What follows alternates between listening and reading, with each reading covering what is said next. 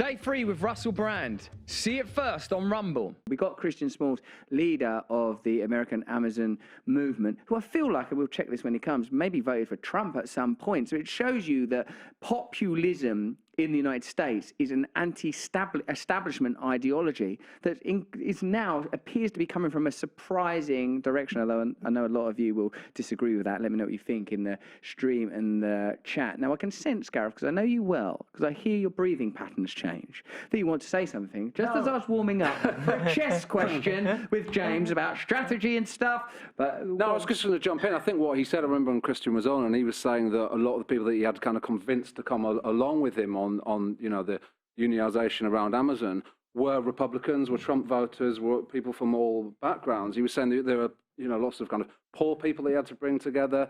Different gender identities, he was saying. And he was saying that was what worked in the end. Yeah, he said it didn't matter, didn't he? Because everyone was getting fucked over by Amazon. But do you think that there's obviously this issue at the moment when you're talking about coming together and actually doing something, tackling some of these issues? There's obviously these protest laws that are coming in at the moment worldwide. Is that as a kind of reaction to the kind of things that you're talking about? Yeah. So I want to say one other thing, but just to come to the protesting, when a system of control starts to break down, and that's what we're seeing. That's what we've been living through since 2008. The system is struggling to reproduce itself in the economy with debt and with consent. People don't trust the system in the way that they used to 20, 25 years ago. And either you can make people's, from the perspective of the system, you can make enough people's lives better that you gain consent, or you have to police it much more aggressively. And obviously they don't have any plans to make people's lives better.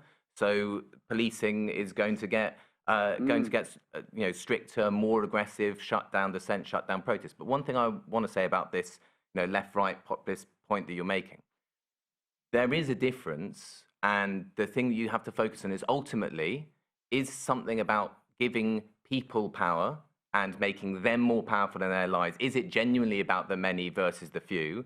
Or is it a kind of phony version of it, which says, yes, no, we're on the side of the people, but ultimately, let's take Trump. It gives the biggest, handout to corporations in the history of the US. He says, I'm standing with the people, but then he stands basically with his billionaire mates and his actual policies. Stay free. See it first on Rumble.